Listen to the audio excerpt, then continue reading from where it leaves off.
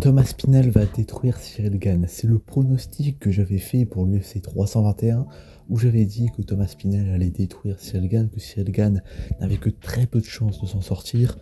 Et finalement, bon, j'ai eu un peu tort sur mon pronostic, mais en même temps, fallait le pronostiquer, hein. Le combat donc était déclaré comme un match nul parce que Thomas Spinell n'a pas souhaité continuer le combat.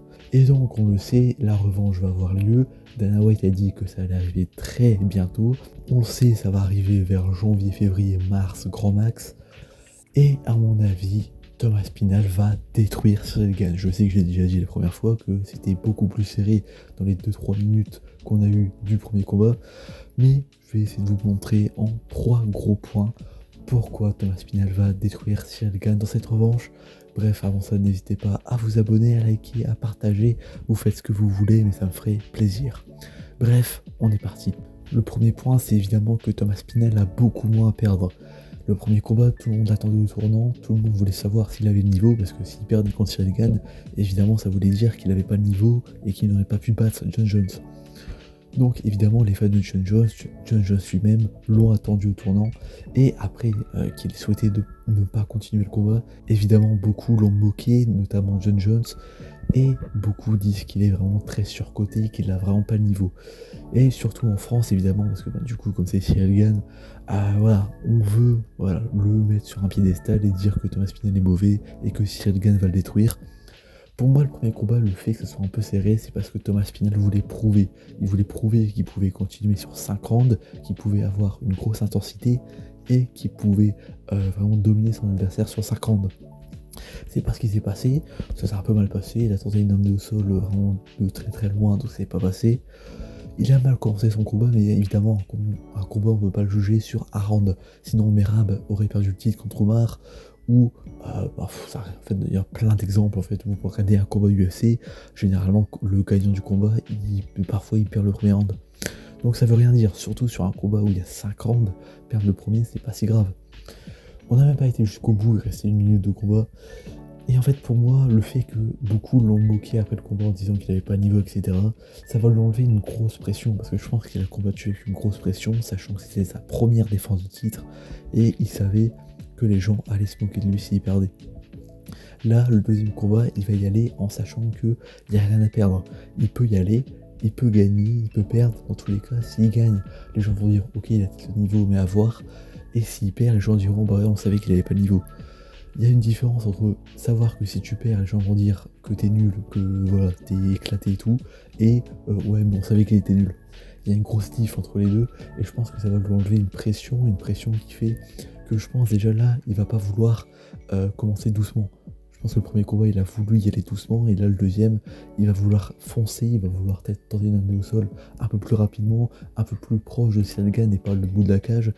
Voilà, il va essayer de tenter des trucs, il va essayer d'avoir un rythme plus important, comme il l'a eu que sur un Curtis Blaydes ou sur un Pavlovich. Donc pour moi, pour ça, Thomas Spinell aura beaucoup de moins de pression et ça peut jouer en sa faveur. Si Cyril Gane, il avait rien à perdre. Et là, les gens commencent à le mettre sur un piédestal, donc s'il perd contre Thomas Spinell, les gens vont dire bah, tu te fous de notre gueule. Et là, je pense qu'en fait, les rôles sur le deuxième combat vont être inversés, et Cyril Gane aura beaucoup plus à perdre que Thomas Spinell. Même si Thomas Spinell, évidemment, il a le titre à perdre, etc. Mais les heavyweights, il n'y a pas grand monde. Donc, je pense qu'il aura beaucoup moins à perdre dans le deuxième combat au niveau de la pression. Cyril Gane aura beaucoup plus de pression que Thomas Spinell. Ensuite, mon deuxième point, c'est le niveau en général. Le niveau de Thomas Spinell, on le sait, il est très bon. Il a affronté Curtis Blaydes, il l'a mis KO au premier round. Il a affronté Pavlovich, il l'a mis KO au premier round. La seule fois où il est allé au deuxième round, il a soumis son adversaire en 1 minute. Il enchaîne les KO, il enchaîne parfois aussi les soumissions, comme il a fait sur un Volkov. Le même Volkov que Cyril Gane a eu du mal à battre, et même dans le deuxième combat, on peut dire que Volkov a gagné le combat par décision. Évidemment, bon, on peut dire qu'il s'est fait voler Volkov, mais bon voilà, Cyril Gane a beaucoup plus de mal, et sa dernière performance est contre un Thomas Spinell. On n'a qu'un seul round, on peut pas vraiment décider, on peut pas dire qu'il est très bon. Donc en fait on peut pas savoir, on a beaucoup de doutes, et moi j'ai encore beaucoup de doutes, alors que sur Thomas Spinell, évidemment j'ai le doute du cardio, mais Cyril Gane, même s'il a un bon cardio, etc., il est moyen, mais sur la durée, ce qui fait que sur la fin des rounds, à la fin il peut dominer, parce que son adversaire va être épuisé, et puis généralement en heavyweight, passer le top 5, Au-dessus du top 5, on a vraiment des mecs, genre du Spivak, etc. Respect évidemment, mais voilà, c'est pas du haut niveau. Et en fait, Cyril Gane, il a beau être très bon, j'ai encore quelques doutes et il faut certes, je pense que le combat contre Thomas Spinal va pouvoir montrer au monde qu'il a le niveau. Parce que s'il bat Thomas Spinal, évidemment, il montre qu'il a le niveau. Parce que Thomas Spinal, il n'a pas grand chose à prouver. Quand tu bats Pavlovich, quand tu bats Curtis Blade, quand tu soumets Volkov, quand tu mets KO Tibura, en fait, il a détruit beaucoup de monde dans le top 10, dans le top 10, top 15 de la KT. Et là, en fait, il lui reste plus grand monde à part un Cyril Gane. Cyril Gane, ce serait vraiment l'apothéose de sa carrière. Il manque aussi des mecs comme Acosta, etc., qui montent très rapidement. Mais pour l'instant, le seul gros combat pour lui, c'est Cyril Gane. Et s'il bat Cyril Gane, ça serait le meilleur heavyweight qu'on a eu depuis un petit moment. Bah, ça l'est déjà, mais s'il bat Cyril Gane, en plus par KO au premier round, ça pourrait vraiment le monter dans le top 3 des meilleurs de tous les temps. Donc, évidemment, c'est un combat qui est important pour lui. Donc, évidemment, il y a le truc de la pression, etc. Mais j'ai beaucoup moins de réserves.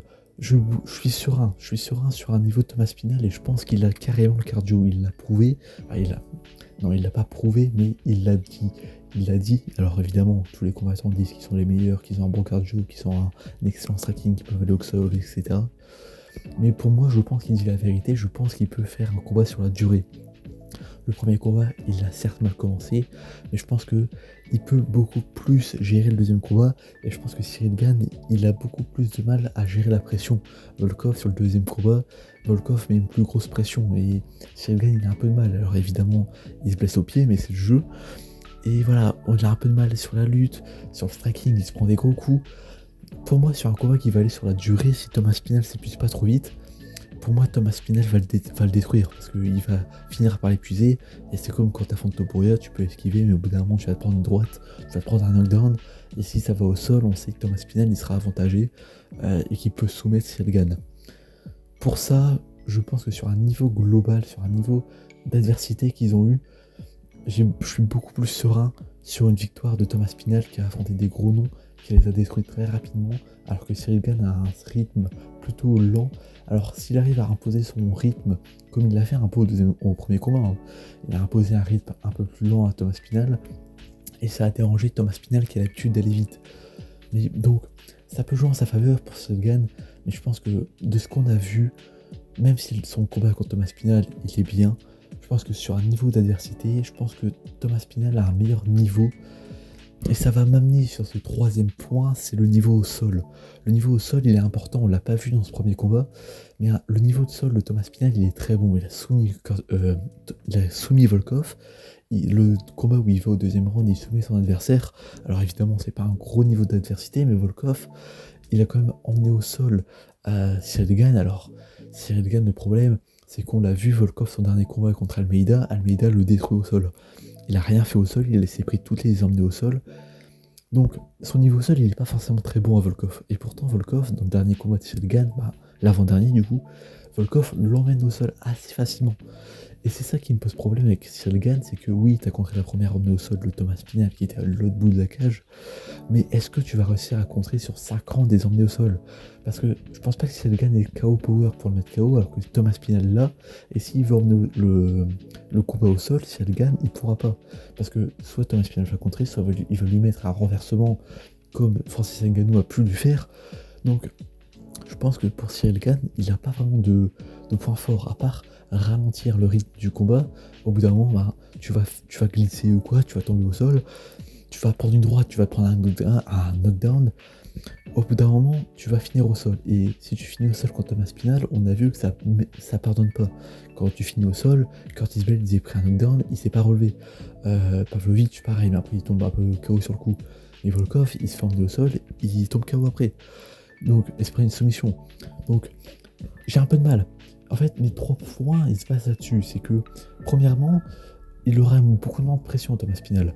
Donc, moins de pression, il sera peut-être plus à l'aise que sur le premier combat. Il avait un rythme un peu plus long, il s'est laissé imposer son rythme. Là, je pense que sur le deuxième combat, il va avoir une plus grosse dynamique. Il a le KO power. Il peut l'emmener au sol, il peut le soumettre. Et sur un niveau général, Cyril Gane, on l'a pas vu contre des gros noms. On l'a pas vu affronter un Pavlovich, on l'a pas vu affronter un Curtis Blades, on l'a pas vu affronter Acosta, on l'a pas vu contre un Almeida. On l'a vu contre un Spivak, on l'a vu contre Francis Ngannou, où il perd. On l'a vu contre John Jones, où il perd. On l'a vu contre un Volkov, où techniquement il perd, mais il gagne par décision quand même, parce que les juges ont fait n'importe quoi. J'ai beaucoup de mal. Ça veut pas dire que je dis que Ciryl Gane va perdre. Je pense que Ciryl Gane a genre 20-30% de chance de gagner. Mais à 70%, généralement, les combats pour le titre, ça se voit dans mes vidéos prono. Pour moi, c'est un 50-50. 60-40, j'essaie de faire 60-40, mais pour moi en soi c'est un 50-50. Même Islam JDM, j'étais pas serein, pour moi c'était un 50-50. J'ai mis 60 à Islam, au final c'était vraiment un gros avantage pour Islam, parce que techniquement on veut pas savoir. Pour moi ce combat, on va le savoir à l'avance. Pour moi, beaucoup disent que Ciryl Gane va le faire, que Thomas Spinal n'a pas le niveau, mais Thomas Spinal, il voit ça, il voit les critiques, et je pense que ça va lui donner l'envie de battre Ciryl Gane, ça va donner l'envie à Thomas Spinal de le mettre KO ou de le soumettre au premier round. C'est ce que je vais pronostiquer pour ce deuxième combat, mais évidemment on le fera sur la vidéo prono quand le combat aura lieu. Mais en tout cas, c'est là-dessus que je vais terminer cette première vidéo du mois de décembre. Normalement on se retrouve jusqu'au 31 décembre pour les Platidor. J'ai très hâte, je vais essayer de vous faire toutes les vidéos, j'espère. Donc n'hésitez pas à vous abonner, à liker, à partager. Vous l'aurez compris, je vois un Thomas Spinal s'imposer contre Ciryl Gane plutôt facilement. Pour moi, ce ne sera pas du tout un combat très très serré, même si évidemment je vais stresser et je serai peut-être, comme pour le premier combat, un peu pour Ciryl Gane, parce que bon, je reste français. Bref, n'hésitez pas à vous abonner, à liker, à partager. C'était Platy, on se retrouve demain pour une nouvelle vidéo. Bye tout le monde.